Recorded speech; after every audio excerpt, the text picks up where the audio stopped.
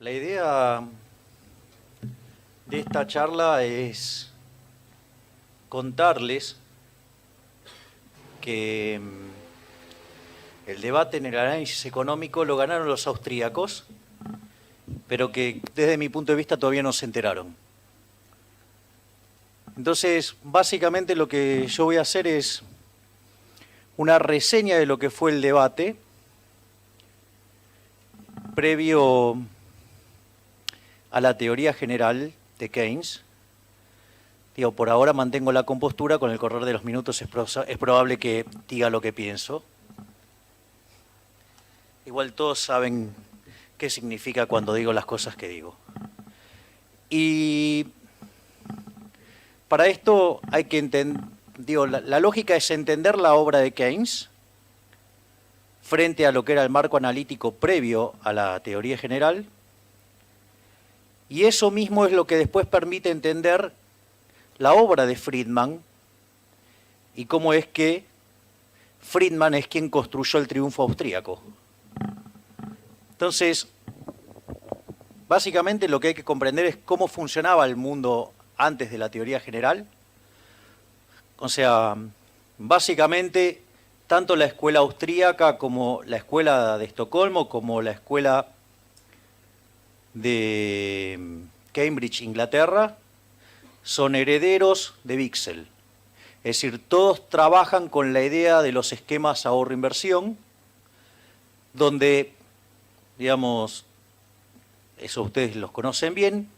O sea, básicamente, ¿qué es una persona que ahorra? Es una persona que tiene, si ustedes quieren, más plata que ideas, y un inversor es un tipo que tiene más ideas que plata. O sea, y ese mecanismo se coordina vía la tasa de interés, donde lo que hay que tener también es que la tasa de interés no es ni más ni menos que un cociente de precios relativos, que es los precios de hoy en términos de los de mañana. Por eso, si bajaran los precios de mañana, la tasa de interés, ¿sí?, sería más alta. Por ende, consumirían menos hoy, consumirían más mañana. Y ahí tienen esa función creciente del ahorro en términos de tasa de interés. Y bajo esa idea también, digamos, aquel que estuviera dispuesto a vender bienes, estaría dispuesto, si los precios mañana son más altos que los de hoy, vender mañana. ¿Sí? O sea que cuando cae la tasa de interés, la inversión aumenta.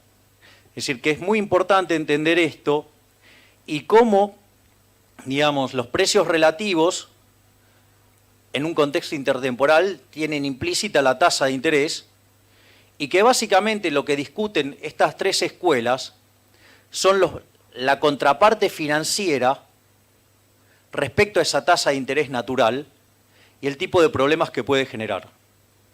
En ese sentido, los suecos estaban preocupados por la teoría de los fondos prestables, donde básicamente la competencia en el sector bancario lo que hacía era inducirlos a bajar la tasa de interés, de modo tal que se generaba un exceso de demanda en el mercado de bienes, ¿sí?, porque la tasa de interés estaba debajo de la natural, y se generaba un exceso de oferta en el mercado de dinero y consecuentemente eso generaba inflación. En cuanto a lo que tiene que ver con la escuela de Cambridge, ¿sí?, que está Robertson, digamos, el propio Keynes, el Keynes del tratado, que es destrozado por Hayek. Digo, la idea era que el mercado espejo era el mercado de bonos.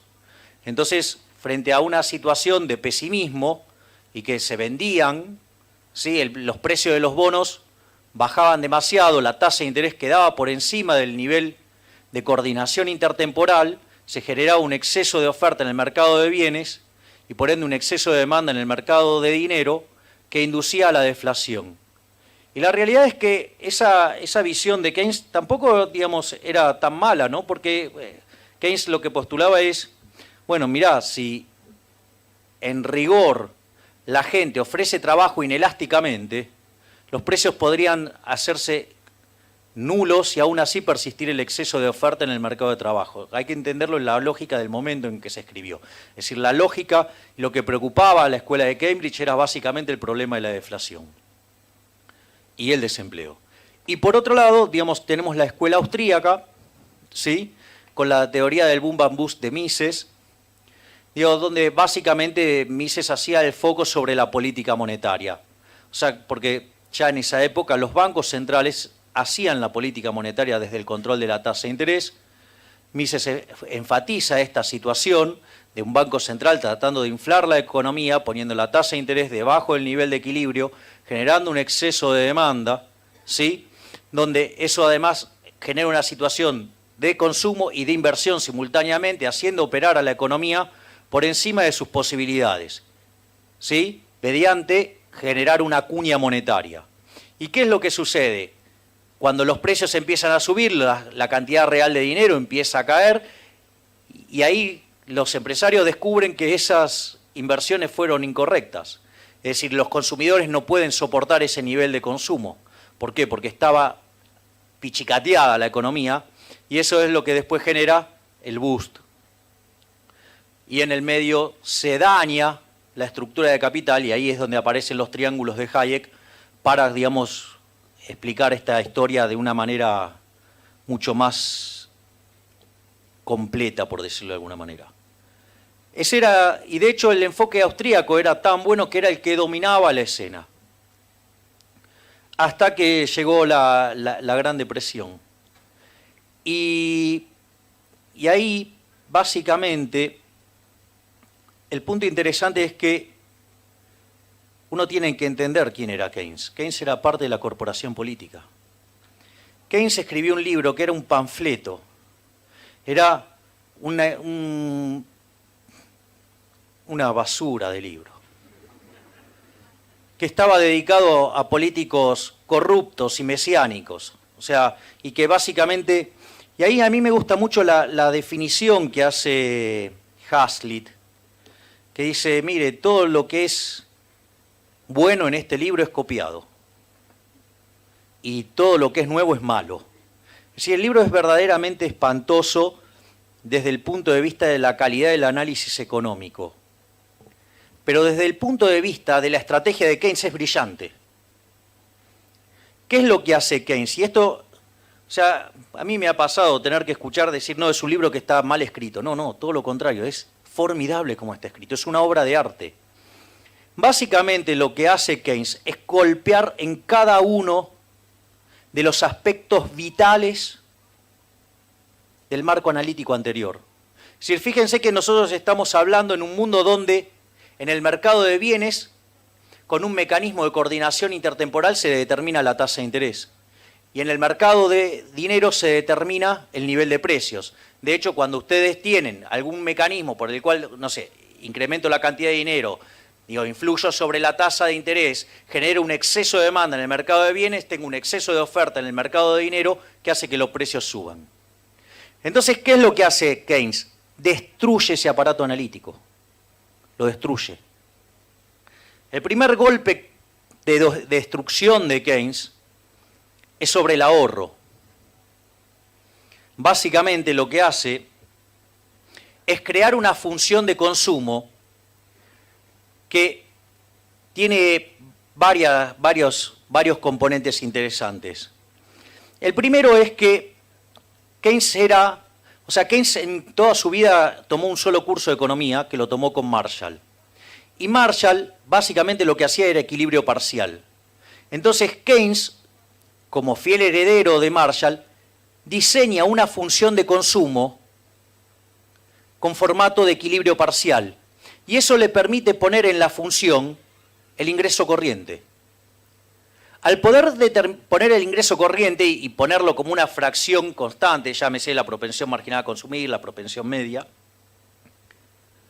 esto tiene varias cuestiones. La primera es que el ahorro se vuelve un residuo y se destruye la intertemporalidad en la función del ahorro, desaparece la tasa de interés.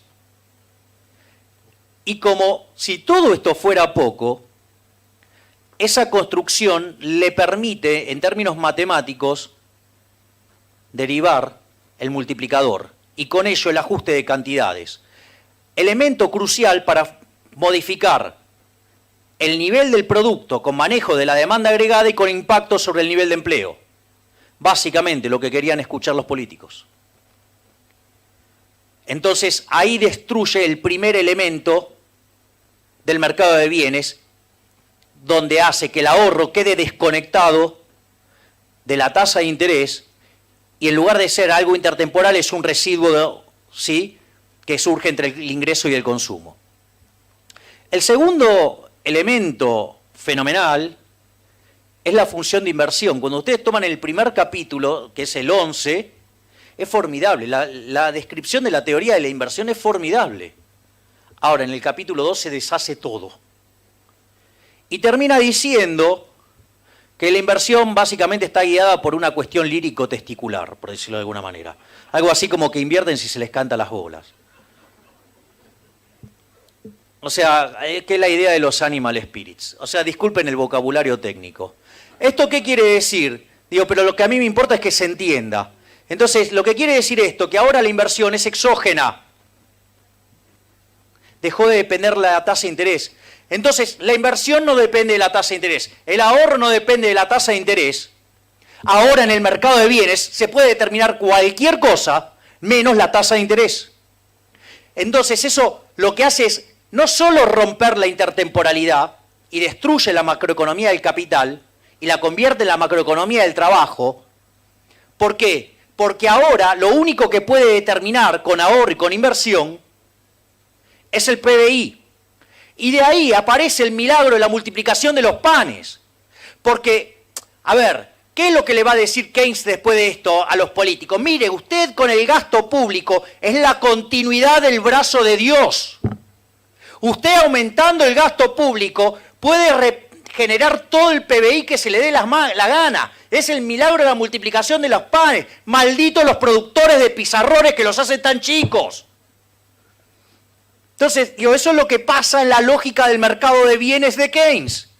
Está escrito para políticos. Es decir, la virtud era el ahorro, ahora la virtud es gastar. Cuanto más derrochen, mejor. Los políticos felices. Ese es el primer punto. Se determina en el mercado de bienes ahora, entonces, el nivel de ingreso.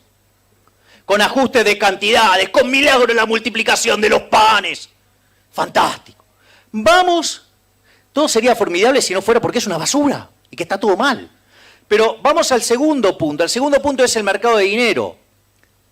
En el mercado de dinero, ustedes lo que determinan, como en cualquier bien, es el poder adquisitivo de ese bien. O sea, si yo tengo una economía peras y bananas y aumento la cantidad de bananas, el poder adquisitivo de las bananas en términos de peras cae. Necesito más banana para comprar la misma cantidad de peras. Con el dinero pasa lo mismo.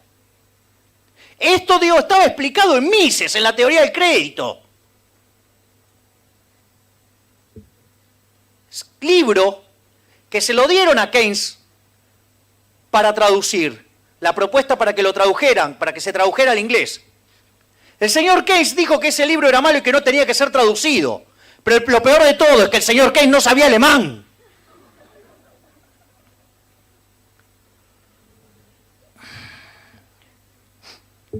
Entonces, ¿qué es lo que hizo Keynes? Se le ocurrió determinar la tasa de interés en el mercado de dinero. Es decir, usó el mercado espejo para determinar la tasa de interés. Y con eso, ¿en qué derivó? Destruyó la teoría del capital. Porque ahora la tasa de interés como precio del dinero. ¿Qué es precio del dinero? Precio del dinero es su poder adquisitivo, lo que pueden comprar con él. ¿Cómo la tasa de interés? O sea, una cosa verdaderamente inverosímil. ¿Pero qué es lo que hizo con esto? Pasó a determinar el ingreso en el mercado de bienes y la tasa de interés en el mercado monetario. Entonces, ¿qué necesitaba ahora? Necesitaba determinar el nivel de precios.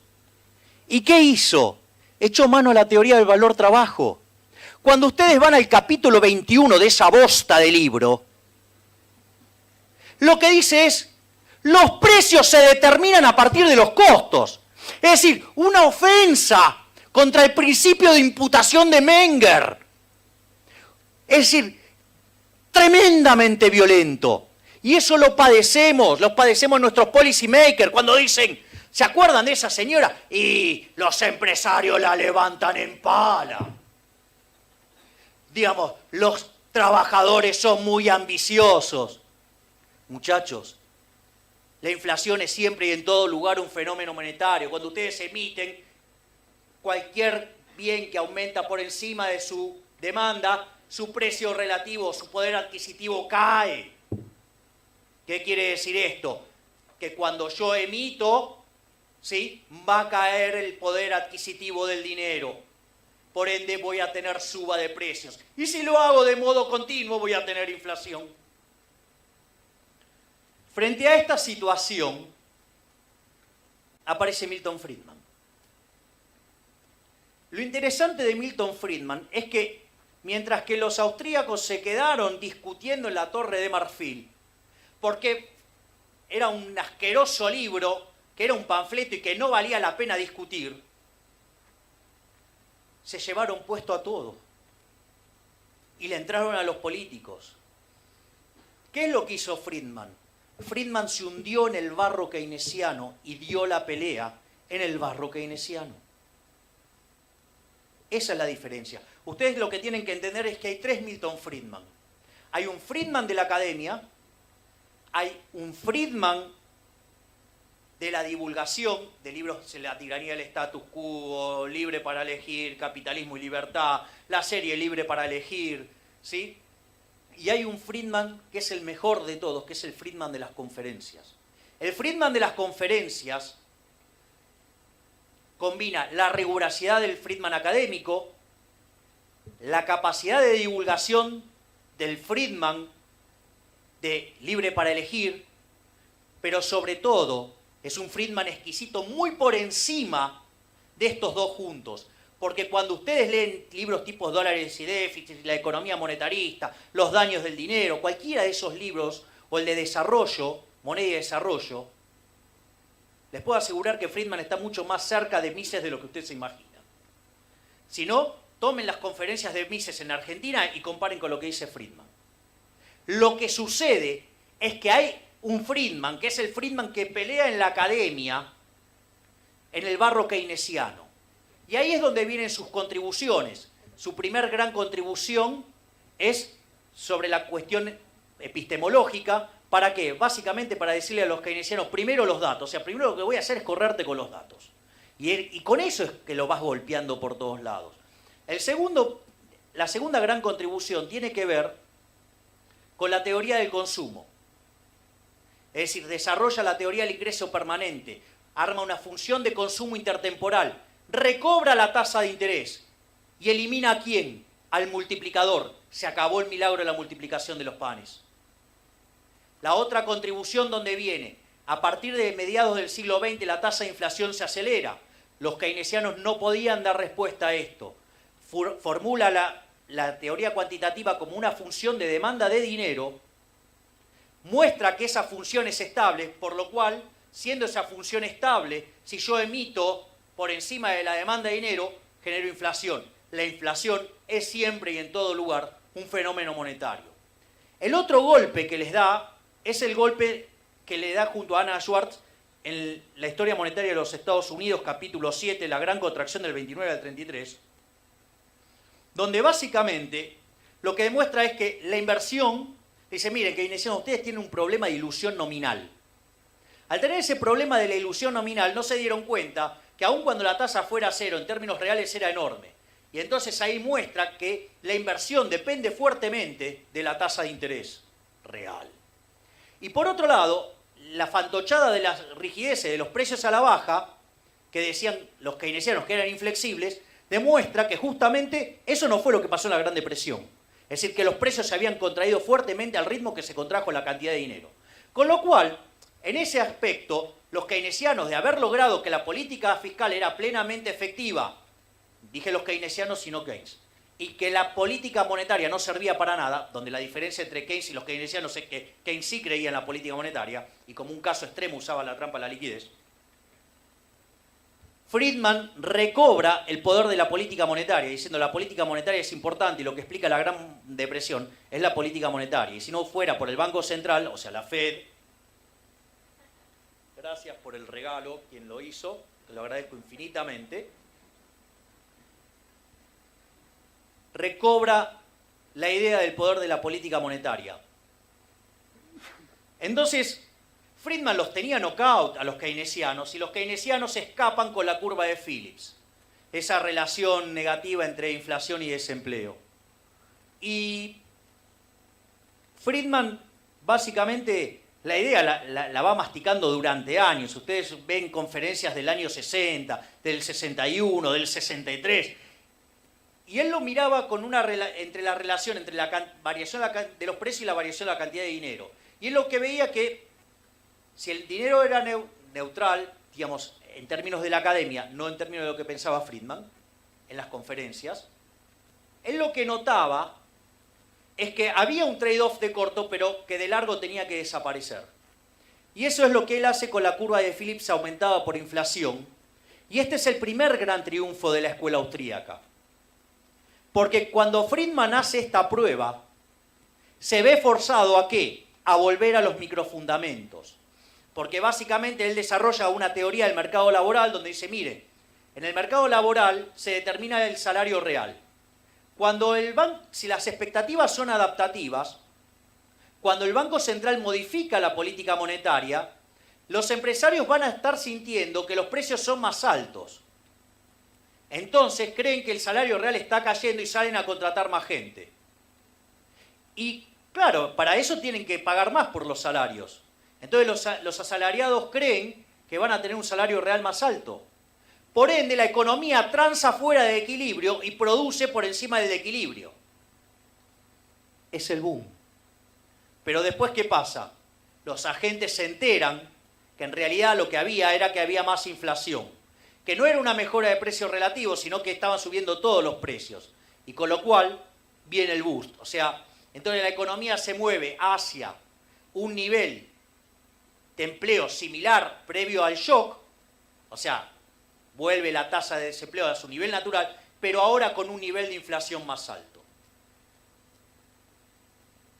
Y esto fue rematado básicamente en el año 68, en el año 72, Lucas los termina de aniquilar a los keynesianos con su paper sobre expectativas racionales y lo valida empíricamente en el año 73. Es decir, que lo que ustedes ven es que para terminar de batir a los keynesianos se necesitó volver a los microfundamentos, se necesitó volver a los austríacos.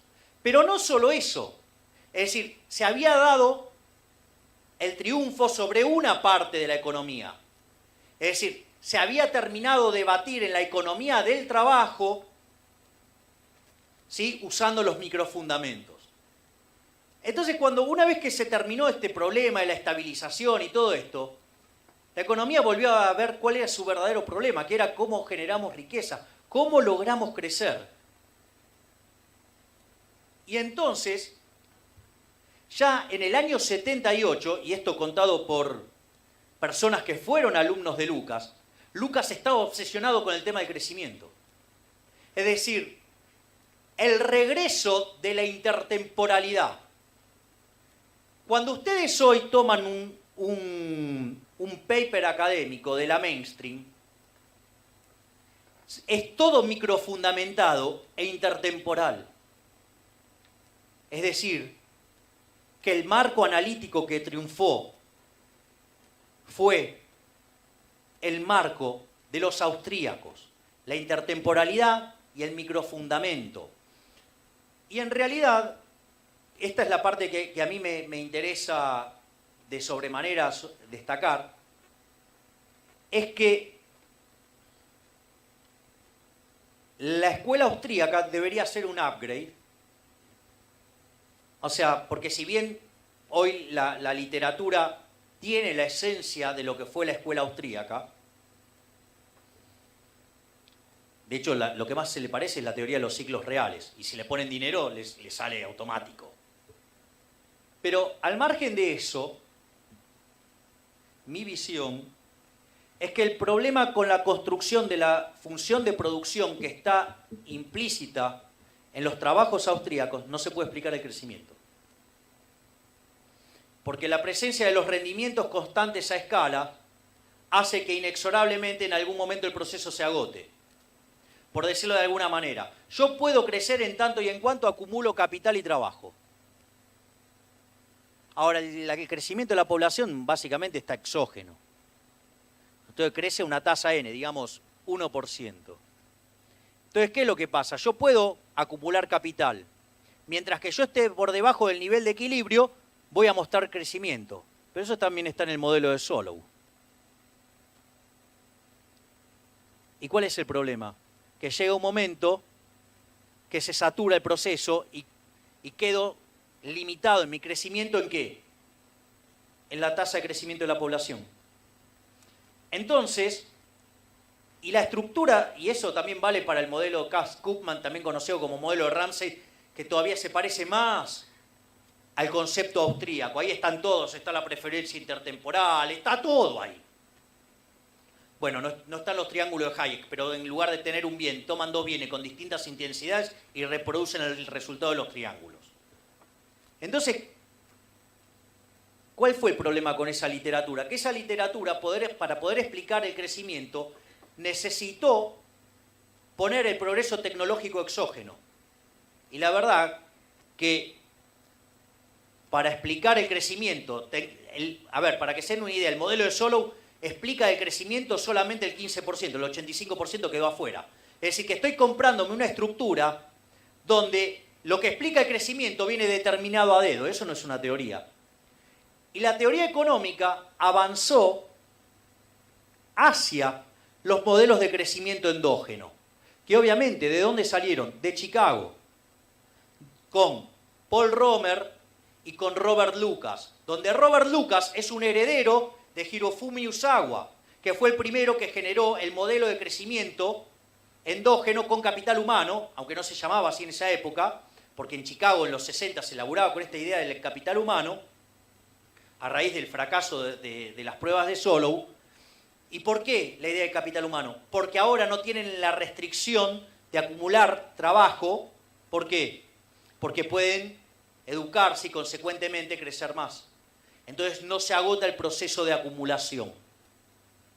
Y eso, digamos, es lo que hace Romer, lo que hace Lucas, y ahí nace la teoría del crecimiento endógeno. Por lo tanto, para cerrar esto, desde mi punto de vista, los austríacos ganaron el debate, se retornó a los microfundamentos, se retomó la intertemporalidad, se pueden rescatar los triángulos de Hayek en estructuras más complejas, pero para poder avanzar y ponerse a la vanguardia hay que poder explicar el crecimiento. Y la realidad, para poder volver a explicar el crecimiento, lo que hay que hacer, a pesar del error de la teoría del valor trabajo, es volver a Adam Smith.